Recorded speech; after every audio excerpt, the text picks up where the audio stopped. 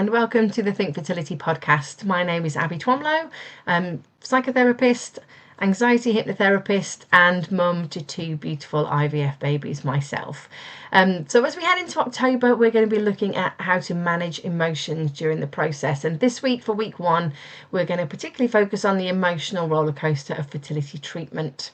Because it's often described as a roller coaster. It's full of highs, it's full of lows, and everything in between. And it can be really difficult because we very often don't have anything to compare it to. So it can throw us a tangent at any given point. So if you feel like you're up one day and crashing down the next day, you are not alone. This is completely normal, and it doesn't mean that you're coping badly either. It is all part of the process. But let's have a little look at how perhaps to manage those emotions better through the process. Because why does it feel like a roller coaster? First of all, I suppose, why does it feel like that? Well, it's because you're in a constant cycle of emotions. You've got hormones going on, you're pumping hormones into yourself all the time. You kind of start off with this massive amount of hope, then you're in this massive waiting game. Then you either hit crashing disappointment or wild change and possibility, and then you're in for hope all over again. And it's just a massive cycle that throws all kinds of emotions up for different people. So the hormones themselves can create what feel like really random emotions. You can be crying for no reason. I remember doing it myself, and my husband standing there saying, "What's the matter? Why are you upset?" I'm like, "I don't know. I just feel really rubbish," and I couldn't stop crying. And that was the hormones. I don't know why they're designed to do that, but it is normal that they make you feel that way. So that hormone and those hormones that you're injecting into yourself can definitely intensify those emotions, and then throw in a whole load of uncertainty and a complete lack of control, and that then also builds a lot of stress. So it's no wonder that we feel all over the place when we're going through the cycle. So the highs, there are plenty of highs within this journey, especially when you start out. I think most people, when they finally get around to starting treatment, feel a huge sense of relief, excitement that actually something is happening. Finally, there's some sort of movement on the whole process, especially if you've been trying for quite a long time already. You feel quite optimistic, and even at different points through the treatment, you have those moments of optimism. So you've had a really good scan, you've had some really positive feedback from the consultant, you've reached the next step on the journey. There's definitely those moments of optimism. And also you tend to feel better when you find a community. You can feel closer to your partner because you feel like you're going through something together. You find a really good group on Facebook or a local group that's supporting you, and you feel positive, and like that's bringing you helpful feelings. So those are the highs that you can feel. Emotional lows, definitely the waiting, especially the 2-week wait. Oh my goodness, what that does to your emotions is wild. There's always going to be setbacks, or there's a lot of setbacks within this process, whether that's a failed cycle, a cancel cycle, an unexpected change, when you suddenly realise you don't have enough medication, or you're not sure what you're doing next, or you suddenly get this big bag of drugs and you think, oh my God, what do I do with that? There's a lot of setbacks and changes along the way. As a journey as well, it can feel really isolating. There's so many people around you who don't get it. I think unless you've been there yourself, you don't get it. You can say all the nicest things, you can be empathetic, you can be sympathetic, but unless you've been there, you have no idea how this feels. And that can feel very frustrating. There are lots of people who get it, especially if you do find those IVF groups, but you tend to find that things on there are to the extreme as well, and you tend to put a lot of faith in other people's journeys, and that doesn't necessarily reflect your own, but it can leave you feeling quite isolated. And then you start to feel the self-blame, excuse me, and the doubt and the fear of the unknown starting to kick in. Like, how long is this going to take?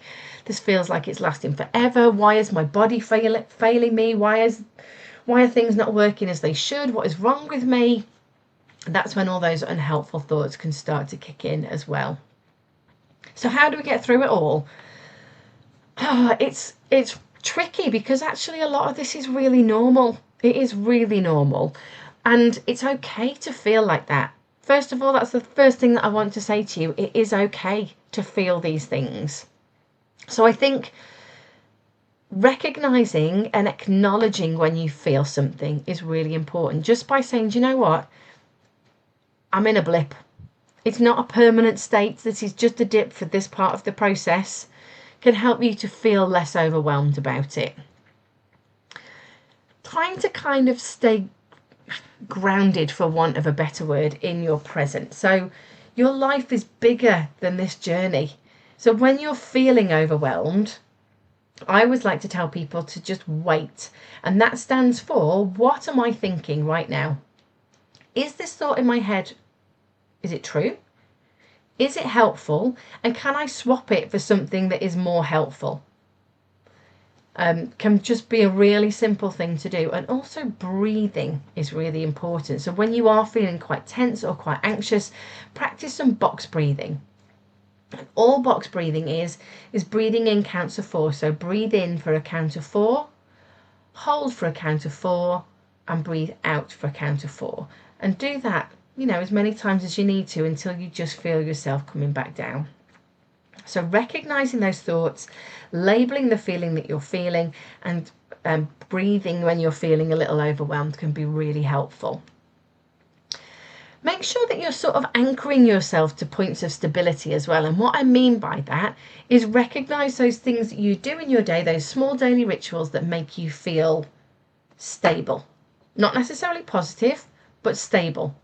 So and make sure that you do them every day. If you know that going for your morning walk makes you feel better, or writing down what's gone well in your day, writing down your positives can be really helpful. Even if it's just going, okay, what has gone well today? Because we can get so bogged down in focusing on what's not working or what's not going well that we forget to see that there's lots of things that have gone well.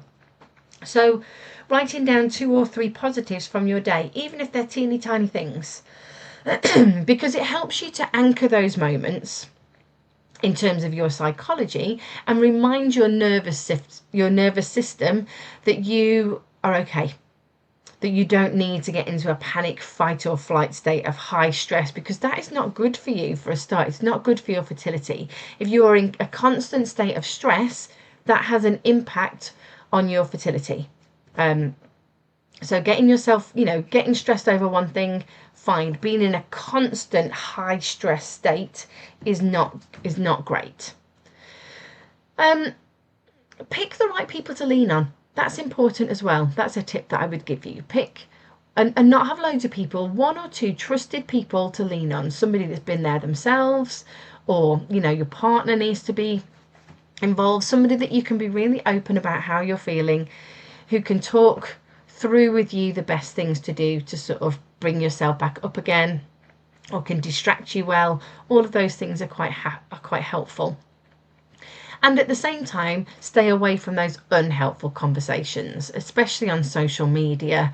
We all know that Googling things never makes you feel better about anything. It doesn't actually give you answers. It tends to create more questions than it gives you answers. So be mindful of the information that you are taking on, because a lot of it is unhelpful, and unhelpful thoughts will create unhelpful emotions. Our emotions don't come from nowhere. They're part of a process, just like moving your arm is part of a process that's connected to your brain. So your emotions, you have to have a belief about something to create thoughts. If you've got the belief that your body is failing and you're never going to get there, then that's going to create a certain pattern of thoughts. That pattern of thoughts is going to create a certain emotion. So let's try and keep away from those unhelpful conversations and things on social media as we can. And by doing that, that also helps you to reframe things in a more helpful way. So just because something isn't working in the immediate doesn't mean it's never going to work. And you have to talk to yourself sensibly, because the way you talk to yourself is what is creating these emotions in you a lot of the time. So looking at progress, looking at helpful information or science-backed information, building your resilience, doing things that make you feel good instead of sitting there ruminating and overthinking the things that aren't working are all really helpful tools that you can use. And you can kind of picture it as maybe a bit of a roller coaster. This is something that you can do right now. So if you just close your eyes and picture a roller coaster slowing down. You know, at the end of the roller coaster, when it slows down and it reaches a sort of gentle plateau, and your breath feels steady, your body feels grounded, and no matter what the next turn brings, you can hold yourself steady. So that nice sort of slowing down, calming feeling. And just this picture in your mind is something that can help you in those moments where things are crazy, to just close your eyes and imagine that roller coaster slowing down. It will help you to feel calmer, and it will help your breathing to become steadier. So yes, it is an emotional roller coaster. There are lots of ups and downs, and that doesn't mean that you're broken. It doesn't mean you're weak. It doesn't mean you're not coping. They mean that you're human. We're supposed to feel these things. Emotions are messages to our body that we need to do something differently. And the problem with IVF is sometimes we can't do things differently. We have to do things a certain way. We have to put those hormones in. We have to have the scans, and it's not always going to go right. But with the right tools and support, you can ride that roller coaster without being thrown off. Okay? To get through those ups and downs, feeling grounded and calm, and with a certain amount of positivity and optimism. So maybe pick one of those things today that you can try this week. Maybe it's writing down something that's been positive in your day rather than choosing to focus on what's gone wrong. Perhaps it will be to remember to breathe, do that box breathing when you're feeling overwhelmed. Maybe just start taking notice of those roller coaster moments. Please feel free to comment or go to my Facebook page or Instagram, which is Think Fertility, and share them with me. What are those roller coaster moments? Because if you do that and other people are doing that, you'll see that you're all in a similar boat, and there are actually many people that understand how you feel. And if you've never tried fertility hypnosis, please get in touch. I do offer a free 30-minute deep relaxation audio. So that can be really helpful. If you're struggling to smooth the ride out yourself, then listen to some hypnosis. It's only about 10 or 15 minutes long, and it will just help to bring you back down when the ride feels too crazy. And obviously, get in touch if you want support. If you want support throughout your journey, fertility hypnosis is there to do exactly that. It's to help you to get your mind and body in the most helpful place for your journey. Okay, because when you're feeling calm and relaxed, your body is more calm and relaxed. The blood flow can be brought to the right areas of your body. It can increase your success rates when your body and your brain are in the right place. So if you're interested in finding out more about fertility hypnosis, if you've never heard of it, many people haven't. I'd never heard of it until my 4th round of IVF. Get in touch. I offer a free 30-minute chat where you can find out a little bit more about how it works, what it can do, what it can't do. It's not a miracle, but it is, it's pretty good. And maybe give it a try.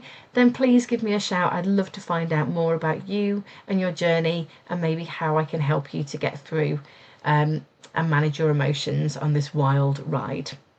But for now, take care, have a great day, and I'll see you soon. Bye.